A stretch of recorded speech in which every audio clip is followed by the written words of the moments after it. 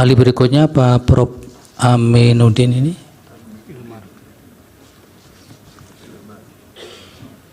Prof. Aminuddin Ilmar, supaya dipanggil.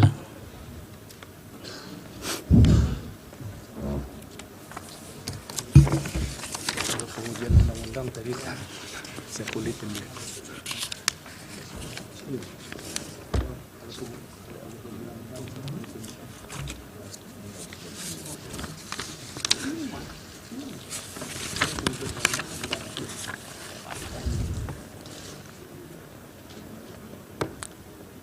Silakan Prof, waktunya sekitar 15 menit, nanti ditambah pendalaman. Terima kasih yang mulia. Bismillahirrahmanirrahim. Assalamualaikum warahmatullahi wabarakatuh. Selamat siang, salam sejahtera untuk kita semuanya. Yang mulia Hakim Mahkamah Konstitusi, perkenankan saya membacakan kesaksian ahli terkait dengan apa yang menjadi kewenangan mahkamah di dalam mengadili dan memutus perselisihan hasil pemilihan umum, khususnya perselisihan hasil pemilihan presiden dan wakil presiden yang digugat dan diajukan oleh pasangan calon presiden dan wakil presiden nomor urut 1 dan nomor urut 3 selaku pemohon terhadap penetapan hasil perolehan suara pasangan calon presiden dan wakil presiden nomor urut 2 oleh Komisi Pemilihan Umum selaku termohon. Dalam ketentuan pasal 24C Undang-Undang Dasar Negara Republik Indonesia tahun 1945 dengan jelas dan tegas disebutkan bahwa mahkamah selanjutnya disebut mahkamah untuk mengadili pada tingkat pertama dan terakhir serta putusannya bersifat final yang salah satunya adalah memutus perselisihan tentang hasil pemilihan umum. Dari ketentuan sebagaimana disebutkan di atas memberikan pemaknaan secara konseptual bahwa kewenangan mahkamah di dalam memutus perselisihan hasil pemilihan umum, khususnya pemilihan presiden dan wakil presiden, berdasar pada dua hal pokok menurut ahli. Yang pertama adalah apakah mahkamah dalam hal ini akan melihat penetapan hasil perolehan suara yang ditetapkan oleh penyelenggara pemilihan umum dalam hal ini KPU sudah sesuai dan sah adanya, dan yang kedua apakah dalam penetapan hasil perolehan suara tersebut terdapat hal yang tidak berkesesuaian dengan apa yang dimajukan oleh para pemohon, sehingga mahkamah akan mengambil putusan sendiri berkait dengan penetapan hasil perolehan suara tersebut. Dari perspektif teoritis ini kita bisa melihat betapa pentingnya memahami dan memaknai apa yang sebenarnya menjadi kewenangan mahkamah di dalam memutus perselisihan hasil pemilihan umum. Dalam pandangan ahli melihat bahwa mahkamah diharapkan dapat melakukan penilaian secara substantif terhadap perselisihan hasil pemilihan umum yang seringkali dianggap hanyalah sekedar melihat besaran perolehan hasil suara dari masing-masing pasangan calon presiden dan wakil presiden, dan tidak melihat adanya berbagai persoalan di dalam pemilihan umum. Padahal senyatanya dalam praktik dan putusan yang dilakukan oleh mahkamah justru telah menilai pula apakah di dalam proses penghitungan perolehan suara telah dilakukan atau dijalankan dengan benar ataukah tidak oleh penyelenggara pemilu. Dengan kata lain, mahkamah tentu akan melihat dan menilai pula apakah ada indikasi terjadinya kecurangan dan pelanggaran yang dilakukan oleh penyelenggara pemilihan umum, khususnya di dalam melihat proses perhitungan suara. Selain itu, mahkamah tentu juga akan menilai apakah penetapan hasil perolehan suara oleh KPU sudah sesuai ataukah tidak dengan fakta dan data yang dimajukan berkenaan dengan perolehan data dari masing-masing pasangan calon presiden dan wakil presiden. Inilah yang menurut pendapat ahli sangatlah penting untuk dicermati dan menilai bagaimana peran mahkamah di dalam melakukan penilaian terhadap perselisihan hasil pemilihan umum. Apakah sudah sesuai dengan apa yang menjadi kewenangannya ataukah tidak, dalam arti mahkamah jangan sampai melakukan penilaian di luar dari apa yang tidak terkait dengan kepentingan di dalam perselisihan hasil pemilihan umum. Pembatasan demikian tentu saja pada akhirnya akan menutup kemungkinan bagi mahkamah sendiri untuk melakukan penilaian di luar dari apa yang menjadi kewenangannya tersebut. Sebab kalau sampai hal tersebut dilakukan, maka tindakan atau perbuatan yang dilakukan tentu saja dapat dikategorikan sebagai sebuah tindakan perbuatan yang melampaui kewenangan. Sebagaimana dijelaskan di dalam konsep hukum administrasi, bahwa perbuatan atau tindakan di luar dari apa yang menjadi kewenangan disebut sebagai tindakan perbuatan yang melampaui kewenangan dan merupakan bagian dari penyalahgunaan kewenangan, serta tidak sesuai pula dengan asas kepastian hukum dan asas legalitas sebagai bangunan kokoh dari sebuah konsepsi negara hukum yang demokratis atau negara demokrasi yang berdasar atas hukum. Dalam hal ini, ahli tidak bisa membayangkan kerumitan dan kesulitan yang akan terjadi manakala mahkamah berpendirian dan berpendapat bahwa mahkamah harus pula menilai setiap pelanggaran yang terjadi pada proses penyelenggaraan pemilihan umum sebagaimana diajukan oleh pemohon. Padahal mahkamah sangat terbatasi oleh waktu, kurang lebih hanya 14 hari untuk sampai kepada sebuah keputusan perselisihan hasil pemilihan umum. Belum lagi terkait dengan adanya pembagian kewenangan terhadap setiap pelanggaran pemilihan umum yang terjadi sebagaimana diatur secara jelas di dalam ketentuan Undang-Undang Nomor 7 Tahun 2017, bahwa penanganan setiap pelanggaran, khususnya pelanggaran administrasi pemilihan umum, akan dilakukan oleh Bawaslu, sedangkan sengketa proses dilakukan oleh KPU dan tindak pidana pemilu masuk pada proses penegakan hukum pemilu baik oleh Bawaslu maupun aparat penegak hukum. Kalau kita mencermati dengan seksama terhadap proses penyelenggaraan pemilihan umum presiden dan wakil presiden tidak lain untuk mewujudkan adanya rotasi kepemimpinan pemerintahan negara yang sudah barang tentu terbatasi pula oleh aturan sebagaimana tertuang di dalam konstitusi atau Undang-Undang Dasar Negara Republik Indonesia tahun 1945. Dalam hal ini menurut ahli patut menjadi pertimbangan bagi mahkamah di dalam menutus perselisihan hasil pemilihan umum ini. Bila mana berpendapat dan berpendirian di luar dari apa yang menjadi kewenangannya, maka tentu saja akan berdampak pada sebuah situasi dan kondisi ketatanegaraan kita yang memang belum pernah terjadi dan kita alami sebelumnya, di mana proses pergantian atau rotasi kepemimpinan nasional tentu tidak akan terwujud dan akibat hukumnya akan terjadi kekosongan jabatan presiden dan wakil presiden yang segera akan berakhir pada bulan Oktober tahun 2024. Oleh karena itu, ahli berpendapat dan berpendirian bahwa perlunya mahkamah dengan cermat dan hati-hati serta bijaksana di dalam memutus terhadap perselisihan hasil pemilihan umum di luar dari apa yang menjadi kewenangannya. Hal tersebut sesuai pula dengan pertimbangan mahkamah dalam dua putusan terakhir yang ditetapkan terkait dengan pembatasan masa jabatan kepala daerah, bahwa perlu adanya keseimbangan di dalam melihat dan mencermati adanya dua sisi kepentingan yang berbeda dalam sebuah pengaturan yang dilakukan, sehingga tidak boleh menimbulkan adanya ketidakadilan di antara keduanya. Berdasar kepada hal tersebut di atas, maka ahli berpendapat dan berpendirian bahwa mahkamah di dalam memutus perselisihan hasil pemilihan umum sudah seharusnya pula mempertimbangkan adanya keseimbangan di dalam melihat dua sisi kepentingan yang berbeda di dalam perselisihan hasil pemilihan umum. Apakah mahkamah akan melakukan sesuai dengan apa yang menjadi kewenangannya di dalam memutus perselisihan hasil pemilu, ataukah mahkamah ingin memutus perselisihan hasil pemilu di luar dari apa yang menjadi kepentingan perselisihan hasil pemilihan umum dengan melihat semua persoalan pemilihan umum mulai dari pelanggaran pemilu, sengketa proses dan tindak pidana pemilu, ataukah mahkamah seharusnya tetap teguh berpendirian dan berpendapat pada apa yang menjadi substansi sengketa hasil dari pemilihan umum. Oleh karena semua persoalan yang terkait dengan pelanggaran pemilihan umum seyogyanya telah diserahkan penyelesaiannya kepada lembaga lainnya.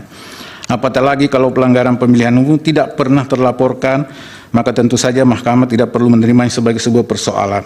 Mahkamah tidak boleh dijadikan sebagai lembaga yang menerima semua persoalan dan boleh dikatakan sebagai lembaga banding hanya untuk menilai persoalan yang sebenarnya sudah harus dilakukan oleh lembaga lainnya.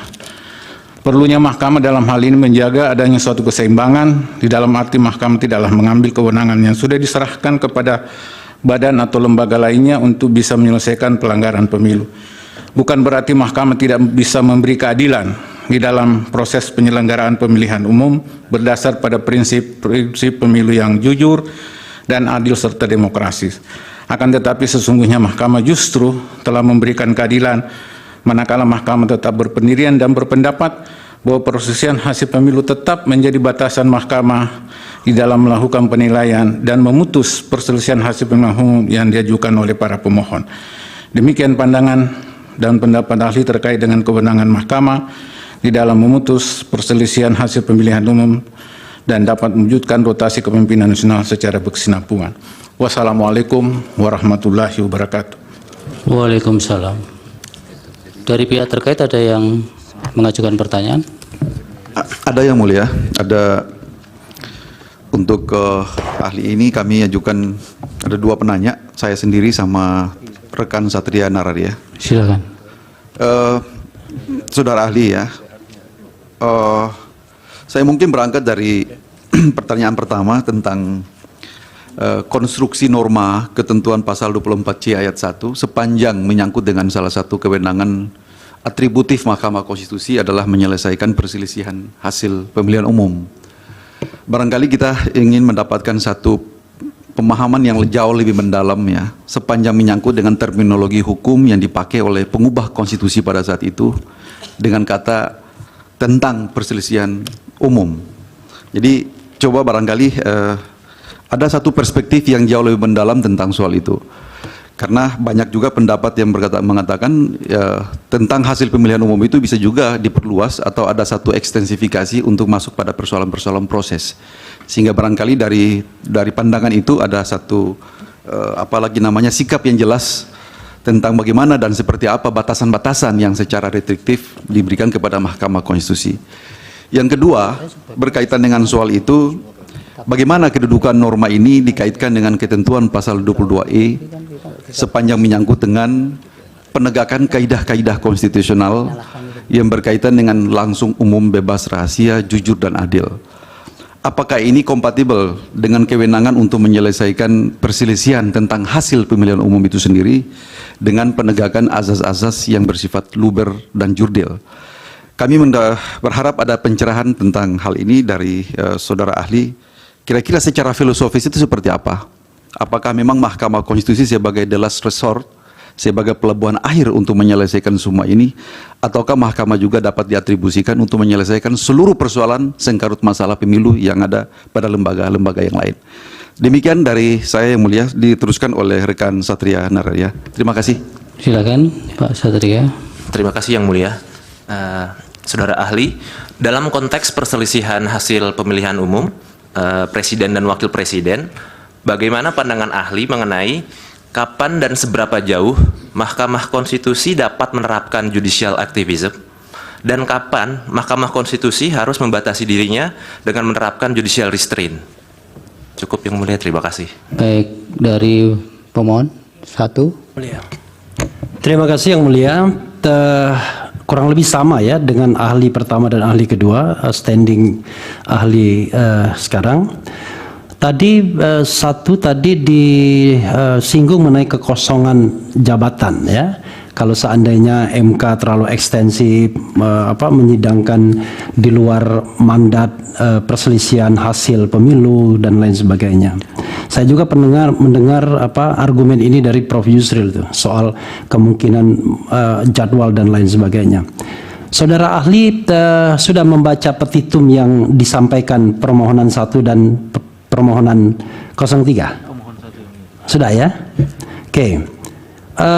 Kalau seandainya petitumnya itu dikabulkan, yaitu diskualifikasi Prabowo Gibran dan kemudian diperintahkan PSU pemungutan suara ulang, menurut saudara akan terjadi kekosongan hukum, jadwal tidak bisa lagi. Karena kalau itu dikabulkan kan berarti yang akan bertanding untuk pemungutan suara ulang, sekali lagi bukan pemilihan, yaitu 1 dan 3. Itu perlu dijelaskan agar jangan sampai klaim kekosongan ini kemudian menjadi alasan. Kemudian yang kedua, tadi juga punya standing position bahwa ya sebaiknya kalau pelanggaran-pelanggaran itu diselesaikan sesuai dengan tingkatannya masing-masing, sesuai dengan pembagian tugas Bawaslu dan lain sebagainya, DKPP. Pertanyaannya adalah MK sudah menjelaskan posisinya baik dalam putusan pertama Pilpres tahun 2004 maupun putusan terakhir Pilpres 2019. Tadi yang dikutip oleh Yang Mulia Saldi Isra bahwa hal-hal di luar penghitungan juga diproses. Perkara kemudian dikabulkan atau tidak itu soal lain. Tapi yang jelas tidak dinyatakan NO. Nah, kalau seandainya ada fakta seperti itu, bagaimana pendapat saudara? Apakah kemudian tetap menyarankan pada MK untuk kali ini tidak usah mempermasalahkan atau menyidangkan hal-hal seperti itu lagi? Yang ketiga, menurut Anda, menurut ahli ya, sorry Anda, menurut ahli, perselisihan tentang hasil pemilu itu mandat MK di pasal 24C Undang-Undang Dasar 1945. Sepengetahuan ahli, apa yang dimaksud dengan hasil pemilu itu atau perselisihan tentang hasil pemilu itu? Karena kita tahu bahwa dalam konteks pemilu legislatif ada angka yang diperoleh oleh partai politik, ada kursi yang akan dibagikan sesuai dengan sistem proporsional, dan ada calon terpilih yang akan ditetapkan. Apakah calon terpilih itu bukan hasil pemilu? Toh pemilihan itu ujungnya adalah orang. Itu 3 pertanyaan saya. Dilanjutkan teman saya? Cukup ya? Cukup. Cukup. Dari pemohon 2. Terima kasih Yang Mulia. Saya ada beberapa pertanyaan kecil kepada saudara ahli. Yang pertama yang ingin saya tanyakan kepada saudara ahli, kalau ada asumsi atau ada anggapan bahwa satu proses pemilihan umum dianggap ada yang sesat, ya, ada yang katakanlah cukup banyak ketidakadilan yang terjadi di dalam prosesnya. Apakah menurut saudara ahli, ya, terutama kalau dikaitkan dengan misalnya bahwa proses itu berasal dari putusan-putusan atau tindakan-tindakan yang juga sesat. Apakah menurut saudara ahli hal seperti ini tidak boleh diadili? Karena bagaimanapun juga kan persoalan ini kan terkait dengan keadilan para pemilih. Ya. Itu yang pertama yang saya tanya kepada saudara ahli. Kemudian yang kedua yang saya mau tanya kepada saudara ahli, kalau kita lihat teks dari Undang-Undang Dasar dan Undang-Undang Mahkamah Konstitusi itu sama persis isinya, terkait dengan kewenangan Mahkamah Konstitusi dan dalam hal memutus perselisihan ini, yang dikatakan memutus perselisihan tentang hasil pemilihan umum. Nah, kemudian terjadi penyempitan ketika dalam undang-undang pemilu. Ya. Pertanyaan saya adalah, apakah menurut saudara ahli ketika menjalankan kewenangannya ini yang diberikan oleh Undang-Undang Dasar dan undang-undang langsung tentang dirinya sendiri, Mahkamah Konstitusi boleh menyimpangi itu untuk mengikuti ketentuan undang-undang yang lain? Atau ya, menurut saudara ahli mereka harus stick kepada menjalankan kewenangan yang diberikan oleh Undang-Undang Dasar dan undang-undang dari Mahkamah Konstitusi itu sendiri? Itu pertanyaan saya yang kedua. Pertanyaan saya yang ketiga, ya, terkait dengan pertanyaan yang kedua ini, apakah saudara ahli menemukan teks atau jurisprudensi bahwa ketika ada satu lembaga peradilan menyimpang dari kewenangan yang diberikan oleh Undang-Undang Dasar dan oleh undang-undangnya sendiri, putusan-putusan itu bisa dianggap benar? Itu pertanyaan saya yang ketiga. Saya kira dari saya cukup, Yang Mulia. Baik. Silakan. Terima kasih. Saudara ahli, lembaga yang mulia Mahkamah Konstitusi ini disebut-sebut merupakan penjaga konstitusi, dan Undang-Undang Dasar kita juga sudah menguraikan tentang asas-asas pemilihan umum, langsung, umum, bebas, dan rahasia.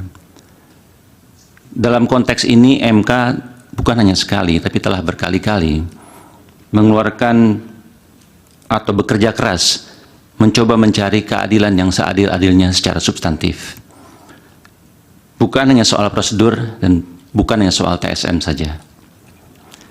Terakhir di putusan MK dalam sengketa di tahun 2019, itu ada mungkin 10 atau 11 argumentasi yang dibahas satu demi satu oleh MK secara mendalam. Nah, hal-hal ini kalau kami analisa, tampaknya tidak sesuai dengan materi yang tadi pemohon sampaikan atau ahli sampaikan yang mencoba membatasi kewenangan MK. Nah, bagaimana pendapat ahli tentang upaya MK ini untuk mencari keadilan substantif? Apakah hal itu tidak dapat dilakukan? Cukup majelis. Cukup ya. Dari termohon, Bawaslu, cukup dari hakim, cukup baik. Silakan ahli untuk menjawab singkat-singkat saja, Prof. Terima kasih Yang Mulia. Kalau kita melihat pasal 24C Undang-Undang Dasar dan kemudian kita bandingkan dengan, kalau kita menelusuri original intent dari keberadaan pasal 24C ayat 1 dan 2 itu, sebenarnya di situ akan memberi gambaran bahwa sebenarnya di dalam ketentuan pasal 24C itu sebenarnya kewenangan mahkamah adalah bersifat limitatif. Limitatif dalam arti bahwa dia harus melakukan penilaian dan memutus perselisihan tentang hasil. Jadi semuanya dikembalikan kepada hasil. Bukan berarti tadi menjawab pertanyaan beberapa aspek bahwa hasil di sini tidak hanya sekedar menghitung angka-angka saja, tetapi seperti tadi yang saya gambarkan, pendapat saya adalah bahwa sebenarnya yang dicari itu adalah terkait selalu konsepsinya pada sisi perolehan hasil. Apakah di dalam perolehan hasil yang ditetapkan oleh KPU itu terdapat cacat atau terdapat fakta dan data yang memang tidak sesuai dengan itu. Itu pandangan saya yang pertama. Kemudian yang kedua, kalau dikaitkan tadi dengan ada narasi yang memberikan gambaran bahwa bagaimana kedudukan norma penegakan langsung dan dikaitkan dengan sisi kepentingan daripada pasal 24C dan 22E itu, bagi saya melihat sebenarnya bahwa apa yang menjadi kepentingan di dalam proses perselisihan hasil itu sebenarnya dari awal sudah tergambarkan bahwa ini juga melalui berbagai tahapan dan proses yang akhirnya kemudian kita melihat sampai pada berbagai putusan mahkamah yang kemudian menghasilkan juga hal yang berbeda. Misalnya kita melihat bahwa pada satu sisi kita juga melihat sisi penegakan hukum yang dilakukan oleh mahkamah di dalam menolak permohonan karena secara langsung sebenarnya tidak berkaitan dengan persoalan perolehan hasil. Kalaupun kemudian tidak pernah juga terbuktikan bahwa ada unsur perolehan hasil itu yang dinyatakan cacat atau tidak sesuai, kemudian membandingkan antara fakta dan data yang diajukan, kemudian dengan hasil penetapan perolehan suara yang dilakukan oleh KPU dalam hal ini. Sehingga menurut saya itulah hal yang penting dan perlu terpahami dengan baik. Nah, kemudian kalau kita bicara tentang apakah kemudian mahkamah bisa melakukan judicial activism, saya kira kalau dipertentangkan dengan judicial restriction, saya kira ini menjadi dua hal yang berbeda menurut saya. Karena kalau menurut saya pandangan judicial activism itu tercakup menyangkut soal pilihan hakim di dalam memutus untuk mewujudkan hukum dan keadilan. Dan tentu kebebasan hakimlah yang diutamakan dalam praktek seperti itu. Sedangkan pada sisi judicial restriction, memang pembatasan itu jelas. Dan seperti saya katakan tadi, original intensi daripada pasal 24C itu sebenarnya memberi batasan secara limitatif. Kita melihat bahwa sebenarnya kalau kita berbicara soal kewenangan, sebenarnya soal dasar bertindak atau dasar berbuat. Nah, di dalam konsep hukum administrasi selalu dinyatakan tidak ada suatu tindakan perbuatan yang dilakukan tanpa dilandasi dengan dasar bertindak atau berbuat. Manakala ada tindakan perbuatan yang dilakukan di luar yang bukan menjadi kewenangannya, maka ada dua konsekuensi: apakah terjadi perbuatan melampaui kewenangan, perbuatan sewenang-wenang, atau kemudian ketidakberwenangan atau onbevoegdheid. Nah, sehingga dengan demikian menurut saya sisi kepentingan di dalam melihat hal aspek terhadap frasa memutus perselisihan tentang hasil pemilihan umum, kata tentang itu juga sebenarnya bagi saya adalah menunjukkan limitasi terhadap apa sebenarnya yang akan dipersoalkan, apa yang akan diputuskan sebenarnya. Karena kata tentang itu selalu merujuk kepada suatu hal, suatu perihal tertentu, sehingga kemudian itu sebenarnya lebih merujuk pada batasan-batasan yang memang harus dijalankan, harus dilakukan. Nah, mengenai perlunya pertimbangan, tadi ada petitum, kemudian menginginkan adanya diskualifikasi, kemudian apakah dikaitkan dengan jadwal seandainya ada proses diskualifikasi. Bagi saya selaku ahli tidak juga lantas menyatakan bahwa kalau itu ada diskualifikasi yang dijalankan oleh mahkamah, tentu kita juga harus melihat, karena pada patokan dasarnya sebenarnya adalah untuk menentukan apakah sebuah pasangan calon terdiskualifikasi atau tidak. Saya kira kalau kita mulai dari merujuk proses awal, maka itu kan sebenarnya harus dilakukan dalam sebuah proses. Dan kalau proses itu tidak pernah tersampaikan, maka kemudian langsung mau dibawa ke mahkamah. Nah, menurut inilah pertimbangan saya, seharusnya mahkamah tidak mempertimbangkan untuk hal itu. Bagaimana MK sudah menjelaskan posisinya, kemudian tidak tidak mempersoalkan lagi. Bagi saya sebenarnya kalau kita melihat merujuk pada berbagai putusan yang dijalankan oleh MK, maka kemudian kita bisa melihat bahwa hal yang ingin dijalankan oleh mahkamah menurut pandangan ahli adalah bahwa kalau sesuatu hal itu memang masih menjadi hal yang samar dan tidak begitu jelas, sehingga kemudian dia harus melakukan sebuah proses penilaian yang mandiri untuk sampai kepada sebuah keputusan. Tetapi kalau hal itu sebenarnya sudah jelas dan tegas ditegaskan di dalam norma kewenangannya, maka menurut saya itu tidak penting lagi dilakukan. Kemudian tadi saya sudah mengungkapkan mengenai perselisihan hasil pemilihan tidak hanya berupa angka-angka, dan ini seringkali disebut sebagai bahwa mahkamah jangan sampai bertindak berfungsi sebagai mahkamah kalkulator. Makanya dari awal saya menyatakan dari praktik dan putusan mahkamah sendiri, saya tidak melihat bahwa mahkamah hanya mempersoalkan angka-angka saja. Toh juga jauh menungkik mendalam melihat substansi dari perolehan hasil suara yang ditetapkan oleh KPU dan juga membandingkan dengan fakta dan data dari perolehan hasil suara dari para pemohon, sehingga kemudian dari situ apakah kemudian ada indikasi kemudian terjadinya pelanggaran, dan kemudian mahkamah nanti akan mempertimbangkan. Tapi pertimbangan mahkamah dalam hal ini tetap mengacu kepada apa yang saya sebut penetapan hasil pemilu itu sendiri. Jadi dia tidak boleh keluar daripada bagaimana mempersepsi perselisihan hasil itu dengan tetap mengacu pada apa yang dijalankan. Kemudian yang berikutnya adalah saya tidak mendapatkan, saya juga tidak bisa melakukan penilaian secara subjektif terhadap frasa yang kemudian dinyatakan bahwa ada proses yang sesat di dalam konteks ini. Sebagai ahli pandangan saya bukan dalam kapasitas untuk menilai sebuah kesesatan sebuah proses, karena nanti juga akan dibuktikan oleh mahkamah sendiri di dalam putusannya apakah hal itu sebenarnya bisa dijalankan atau tidak.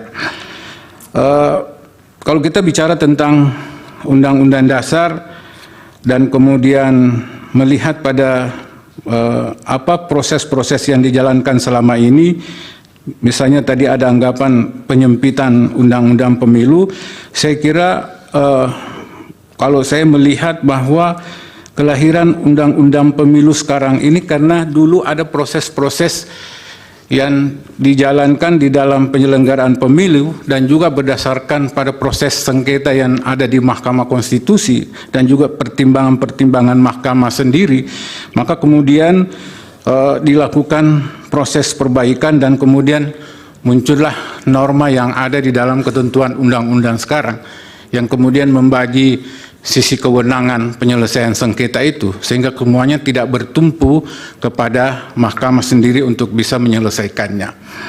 Nah, apalagi kalau misalnya pelanggaran-pelanggaran yang bersifat administratif, kemudian juga kalau misalnya sengketa proses yang sebenarnya harus segera sudah mendapatkan keputusan. Kemudian bagaimana menemukan teks kalau misalnya menyimpan dari ketentuan Undang-Undang Dasar. Nah, saya kira kembali lagi kepada apa yang menjadi kepentingan di dalam Mahkamah memutus perselisihan hasil pemilu yang tentu saja menurut saya koridornya ada pada sisi kepentingan itu. Tentu Mahkamah akan mempertimbangkan secara cermat dan kemudian kalau ini dikatakan bagaimana menemukan teks yang sesuai, saya kira juga perlu secara hati-hati menurut pandangan ahli untuk bisa kemudian menelurkan sebuah norma yang kemudian tiba-tiba tidak bersejalan dengan kewenangan yang selama ini diberikan oleh Undang-Undang Dasar terhadap kepentingan perselisihan hasil pemilu itu. Yang terakhir menurut saya bagaimana Mahkamah menjaga konstitusi secara seadil-adilnya, ya tentu ini dikembalikan kepada Mahkamah untuk kemudian bisa menilai, memutus tentu dengan tetap koridornya pada perselisihan hasil. Saya kira kalau juga merujuk pada apa yang disebut sebagai keadilan substantif, tentu ini akan merujuk pada sebuah parameter seperti apa pemahaman kita terhadap keadilan yang substantif itu. Apakah keadilan substantif bersumber pada sisi proses, apakah memang ada hal-hal yang memang secara substantif di dalam proses itu memang tidak memberikan jalan lain untuk kemudian bisa menetapkan bahwa ini bertentangan keadilan substantif. Bagi saya sebenarnya itu masih dalam koridor yang bersifat subjektif. Demikian Yang Mulia. Makasih. Ada pertanyaan dari Yang Mulia Prof. Arief, Ali. Ya. Nanti Pak Arsul. Saya dulu. Ya, Prof. Arief dulu. Oke. Terima kasih Yang Mulia Ketua. Ini sahabat saya ini, Prof. Dr. Aminuddin Ilmar ya, Prof. Begini, standing Prof. Aminuddin, kalau saya lihat, saya petakan itu begini. Ada standing yang menafsirkan kewenangan Mahkamah Konstitusi itu secara limitatif, restriktif. Tapi ada standing sementara ahli yang juga memetakan bahwa kewenangan Mahkamah Konstitusi tidak yang sebagaimana ini, limitatif restriktif, tapi ekstensif, progresif, terbuka. Gitu. Nah, apa benar? Kalau saya membaca uraian pada makalah, ada sesuatu yang menggelitik saya. Tapi saya bisa berkesimpulan, sebetulnya Prof. Aminuddin juga tidak yang restriktif, limitatif, tapi juga tidak terlalu progresif, tapi berada di antara kedua kutub ini. Nah, saya melihat begini, ada sesuatu yang harus kita perhatikan. Konstitusi kita sudah berubah. Memang pada waktu aslinya itu ada penjelasan. Penjelasannya mengatakan bahwa Indonesia adalah negara hukum, bukan negara kekuasaan. Tapi di situ ada bahasa Belanda yang dikutip. Negara hukum, Rechtsstaat, bukan negara atas berdasarkan kekuasaan, Marktstaat. Jadi, pada awalnya memang di Indonesia itu menurut banyak ahli dan termasuk saya yang mengikuti, itu mengatakan bahwa Indonesia menalurikan tradisi hukum yang civil law.